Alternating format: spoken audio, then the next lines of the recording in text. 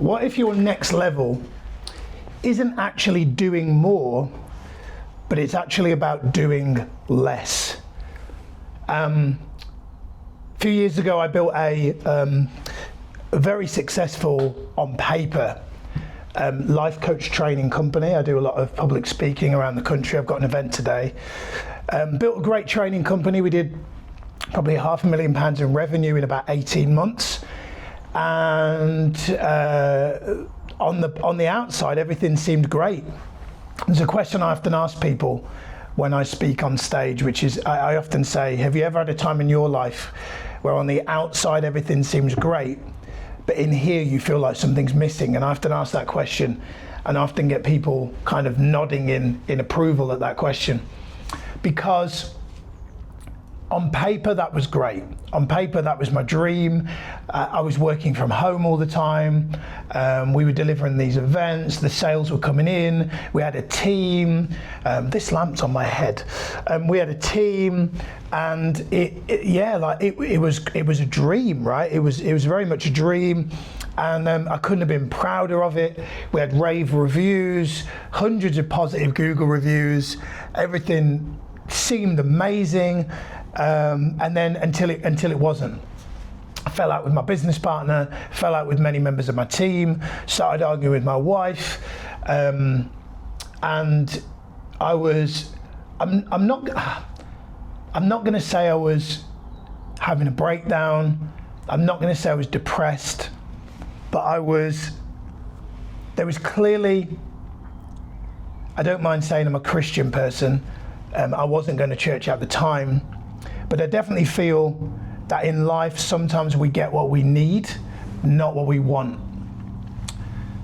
And that business was giving me what I wanted, but it wasn't giving me what I needed. You see, as a child, I was born and raised by my mum on a council estate in Birmingham. Mum and dad broke up before I was born. And what that meant for me as a young man is I was missing a father figure for sure. Mum did the best she could raising me, but very difficult for a woman to provide the masculine safety, support, role model, emotional stability that a young boy needs. Like if you look up statistics of crime rate, suicide, often the highest statistics are in boys or men that grew up without a present father, which is scary because I could very well have been one of those statistics. But what happened is the business fell apart, and I started to fall apart. But out of that, something great happened. Because as I hit what I considered to be a bit of a rock bottom, my health was bad, like income was bad, incurring debt, everything was really kind of piling up and getting very stressful. There was clearly an intuitive message that was telling me that there was a body of work that needed to be done for myself that I was not paying attention to. So there's a few things that I subsequently decided to do. First thing I decided to do is I started therapy.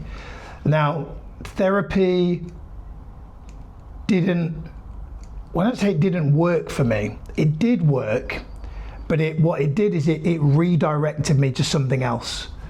So what therapy did is it made me realize that I believe we all need to talk more. I believe we all need to talk more. And I believe that, like, stereotypically, not necessarily true, but stereotypically, I believe that stereotypically, women are better talkers than men. Like if you're a woman watching this, that's not necessarily true, right? It's just a belief. But stereotypically, women are more open. It's a more feminine thing. It's seen as more feminine to talk and be open.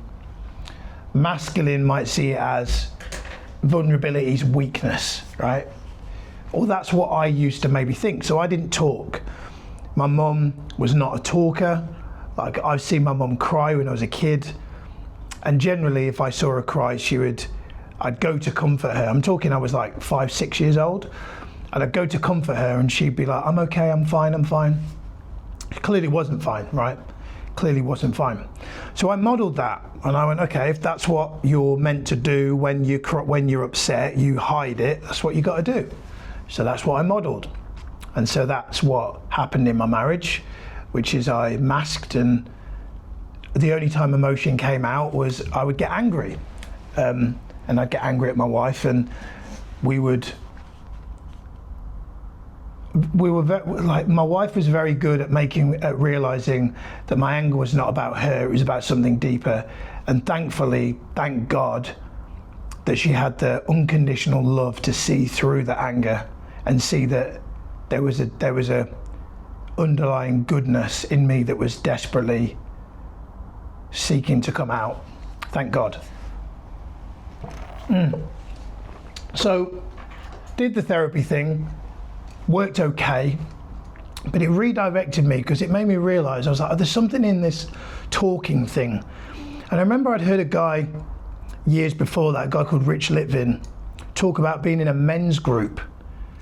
And one of the things that I loved about therapy, and I had therapy with a male, I was very adamant about having a male therapist.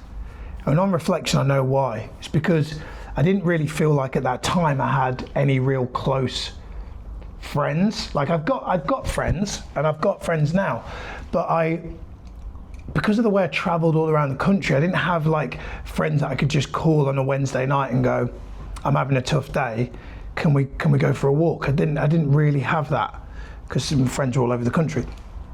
So I was like, what I really wanted was just friends. I wanted to just hang out with men, but I was like, I didn't want any old men. I wanted men who I felt would have depth. Like years ago I did crewing events for Tony Robbins, and we would do this thing called a debrief after the event, and every single one of us would be open and vulnerable about what was going on for us behind the scenes, right, in our lives. And it was beautiful, but it was once a year, it wasn't enough. So Rich Litvin said men's group. I heard that, it stayed in my head for ages. I started Googling men's groups, turned out there is men's groups around, joined this men's group, founded by a guy called Kenny Marmorella de Cruz. Since then, I've probably been in 600 hours of men's groups. Men's groups been a game changer for me.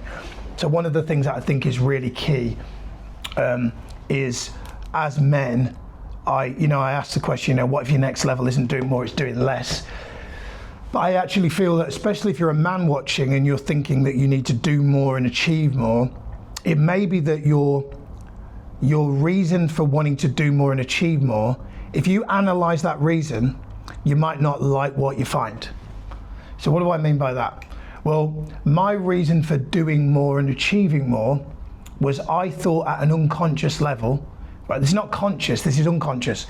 If I achieve more, my dad might tell me, oh, I'm sorry I left, you're amazing, which is weird because my dad has actually come back in my life and said that.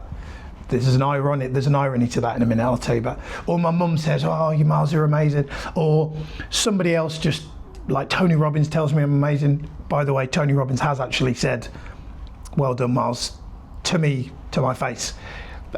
Weird, but that didn't do it either. So the point I'm making here is the belief that, oh, if I achieve this, like if I achieve everything, I'll be amazing. Like, and in my head it was, if I build this great business and get married to the girl of my dreams and have kids, everything will be amazing. And I had all those things and life was still not great because what was going on in here wasn't right.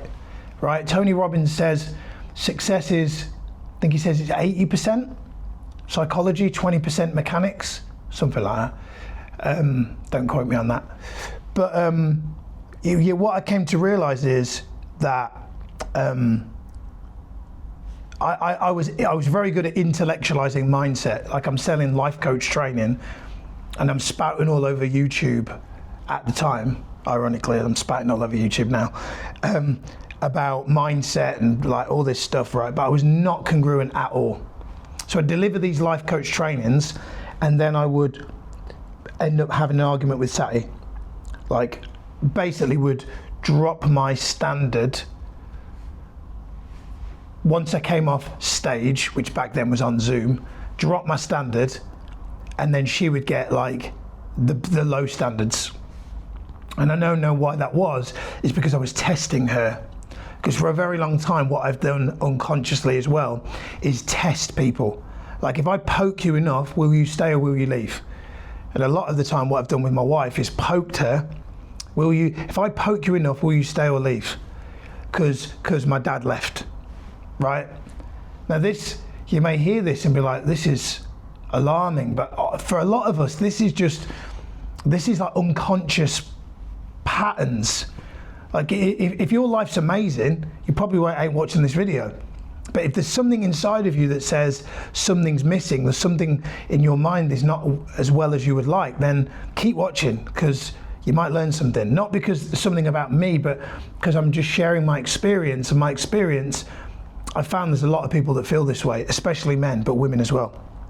So I joined these men's groups, started to talk more, and that started to help, but I still was not how I wanted to be. And by the way, what I've come to realize is where I want to be is now a lot less, still not fully, but it's a lot less an external thing. I still have a unhealthy relationship with outcome chasing, still there, I can admit that, but it's a lot less and I'm aware of it in the way that I didn't used to be. Now I'm more attached to, like, when I'm feeling peaceful in myself, then I'll be better, which in a weird way is still not great, because that's still an outcome based, right? Sometimes I'll have this thing where like, oh, and I'm going to talk about this in a minute. Oh, if I meditate enough, I'll be healed, right? Rather than just being healed and meditating to just amplify what's already great in me, right?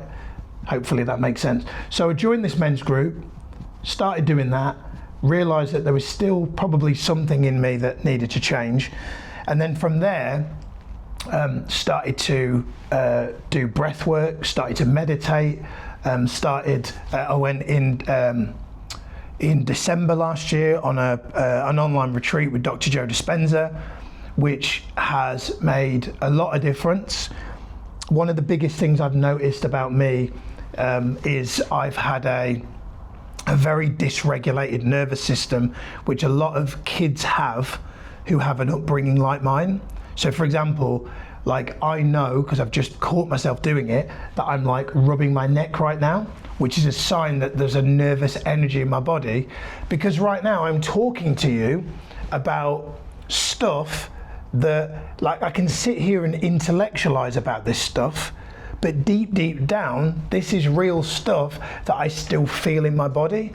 So I can notice myself getting a bit itchy and a bit twitchy because I'm speaking into a level of authenticity and vulnerability that is still there for me, right? Now, some of these so-called gurus on YouTube, maybe they are speaking from a fully healed place.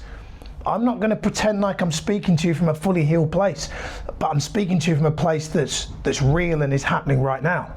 Like, there's still itching and there's still, I meditated yesterday and I twitched through most of it. I was scratching my head. It was uncomfortable. But that for me is what I mean by, what if your next level is about doing less? Meaning, you do more stuff that's aligned and less just doing because you think it's going to make you feel a certain way, right? Meaning, do still have goals, do still have outcomes, do still have drive and hunger and ambition, but not from a place of if I don't do these, if I don't do these things, I won't get the validation, the approval, and the pat on the back. Like, don't do things from that place. Because for a very long time, that's where I've done things from. I've done things from a place of, if I don't achieve, I'll be unworthy. If I don't achieve, I will compare myself to somebody else on social media and I'll not feel good about myself. Right, and that is unhealthy. That is a reason to do less. That is a reason to stop what you're doing, breathe and meditate. And instead of doing something that is externally focused, close your eyes, sit still, breathe, meditate, right? And by the way, if this is resonating, one of the things that I'm considering doing is because I've been talking about this for a long time, but I've been kind of thinking about this idea of doing an event that maybe for men and women, I'm not sure, but doing an event that really brings in the men's group type vibe, the breath work, the meditation, and that really is a almost like a awakening, healing type experience.